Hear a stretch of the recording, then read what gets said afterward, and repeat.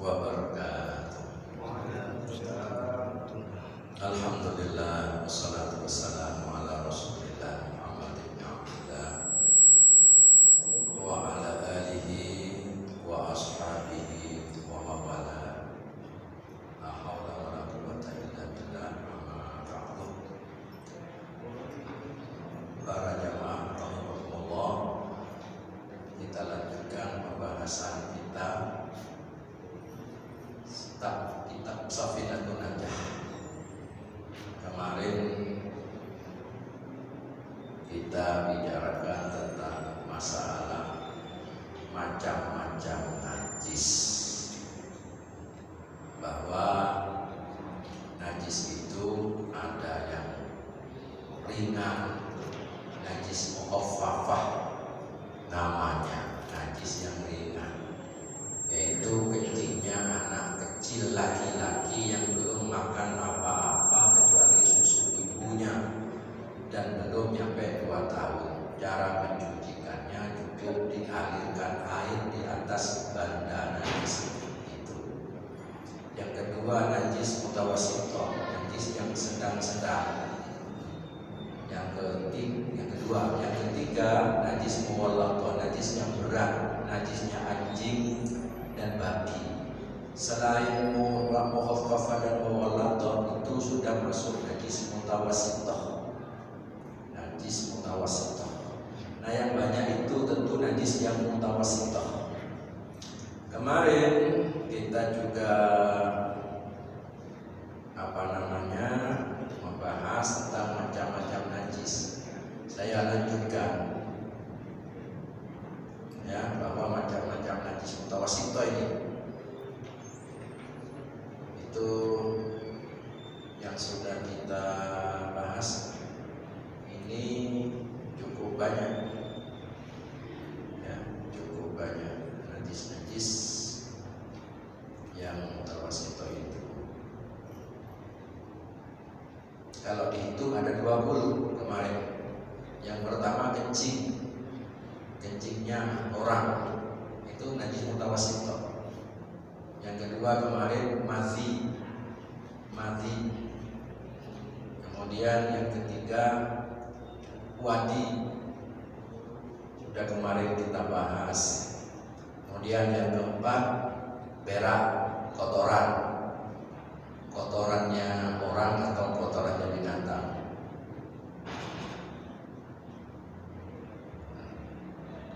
Yang kelima anjing. Kemudian yang keenam sekarang khinzir, ya, najis. Khinzir ini najis.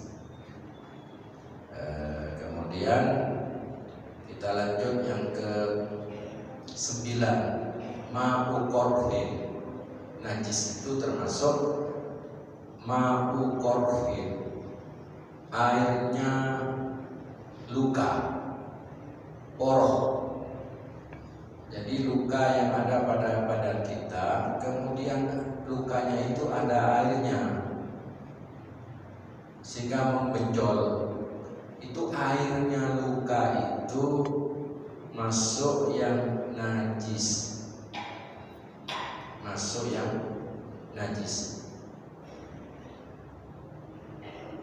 Tapi dengan syarat rasanya, bau dan baunya dan warnanya itu sudah berubah. Tapi kalau tidak berubah, tidak apa-apa. Tapi kayaknya kalau air poroh mengeluarkan air, ya airnya itu najis kalau ada perubahan warna, rasa atau baunya. Tapi kalau tidak ada perubahan warna, rasa dan baunya, airnya poroh, apa poroh ini? Air ya, bukan nanah, tapi airnya. Kalau tidak berubah tidak apa-apa. Termasuk suci ya, seperti ini. Kalau keringat yang keluar dari badan manusia itu suci. Kalau keringat suci. Kemudian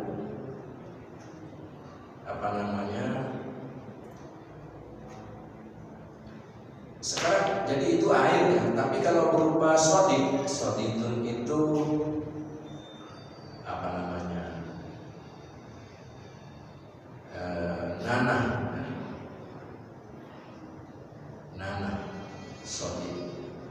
sodidun itu najis. Apa itu sodid itu? Air yang nanah yang bercampur dengan darah. Nanah yang bercampur dengan darah itu najis.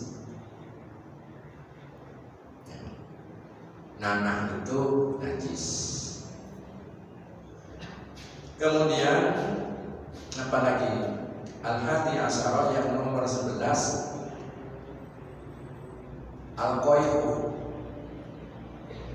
Jadi muntah.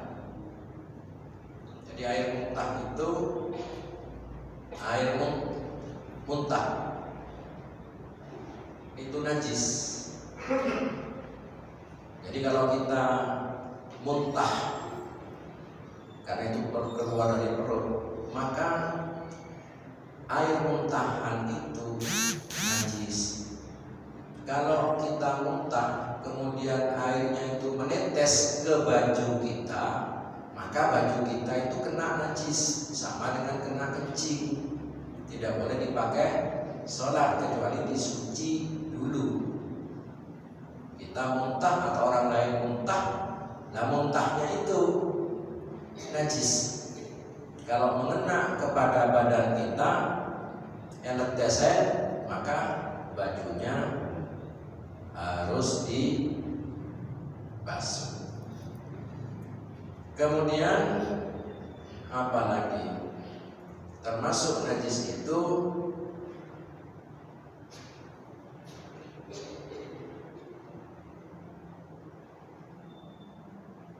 as-salis asyara nomor 2 muskirun ma'in. Air yang cair yang memabukkan.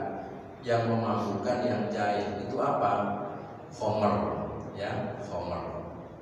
Khamr itu najis karena memabukkan. Air khamr itu najis kecuali kalau sudah berubah cuka tadi itu. Jadi setiap barang yang najis, barang yang memabukkan, minuman yang memabukkan, whisky, apa namanya, kita tidak tahu tentu. Setiap minuman yang memabukkan, khamr dan macam-macamnya dan jenis-jenisnya, maka khamr itu najis airnya. Kalau kena badan kita, ke baju kita, maka tidak bisa dibikin sholat kecuali sudah disuci dulu. Yaitu kemudian nomor 14 ma yakhruju mim ma'iddatin.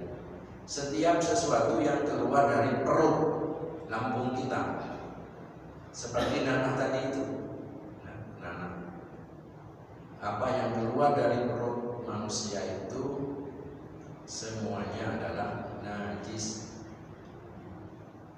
Wa amal kharju min as-sadri, yang keluar dari dada, amil khalqi atau tenggorokan, wa ya an-nukhama. Nukhama itu dahak.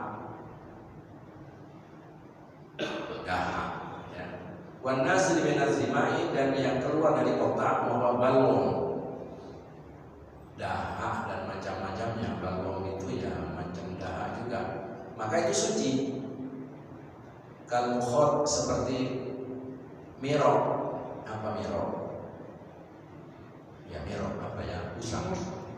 Ingus, astagfirullah. Ingus suci itu. Jadi kalau ada ingus kena baju kita ya tidak apa-apa ingusnya. Ya, wal busok, ludah. Ya ludah suci. Kecuali ludahnya bercampur darah, ya tidak suci lagi.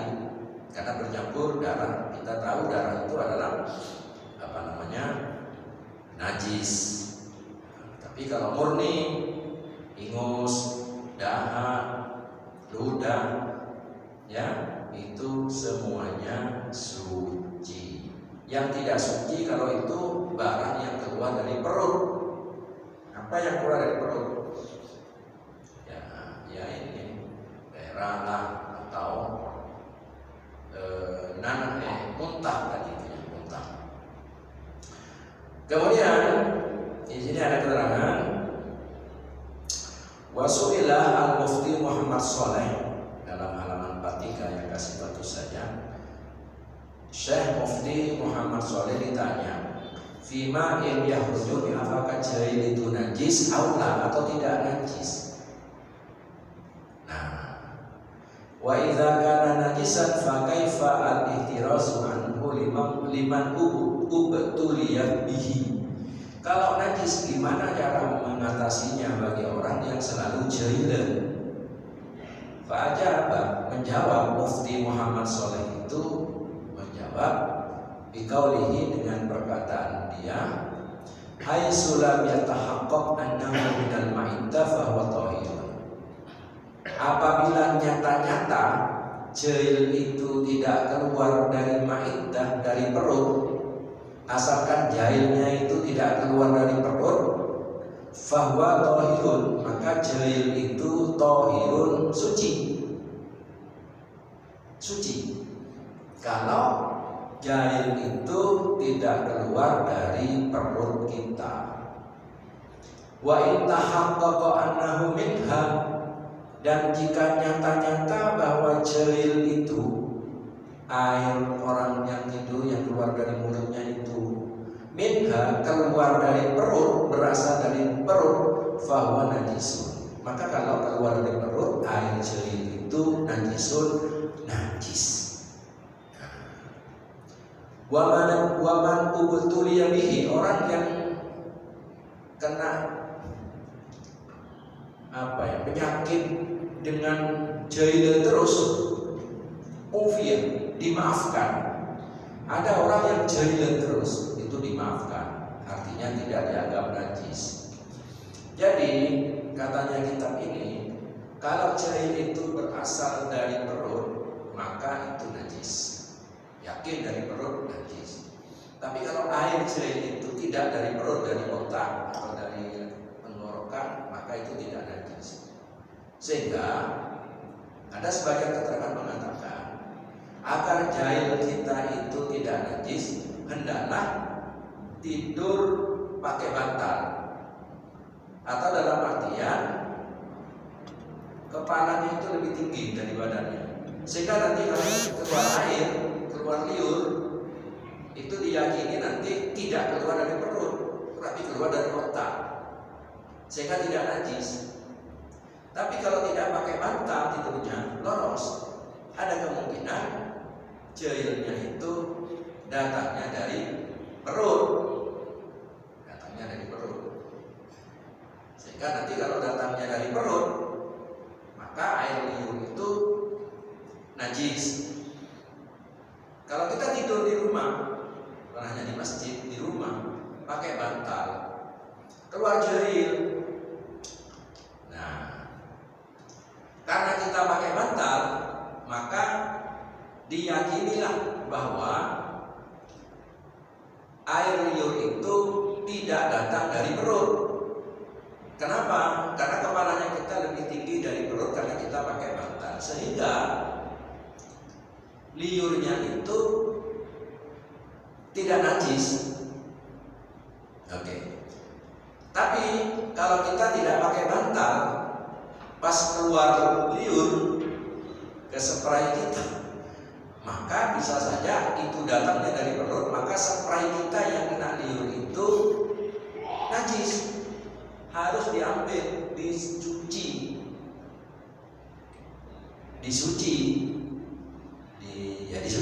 biar tidak najis. Tapi di sini dikatakan waman ubtuliya bihi ufiya anhu fi haqqihi. Orang yang memang susah menghindari jahilan terus, ufiya anhu, dimaafkan, ditolerir. Artinya tidak dianggap najis kemudian, ufiya anhu. Nah, ini menurut keterangan dari kitab Syafi'iyatun Najah, syarahnya kitab Kasyifatus saja. Jadi liur itu kita lihat, kalau datangnya dari perut najis, Tapi kalau tidak dari perut, bisa dari otak, dari tenggorokan, dari dada umpama, lalu keluar liur, maka itu tidak najis. Agar tidak najis, maka usahakan kalau tidur pakai bantal.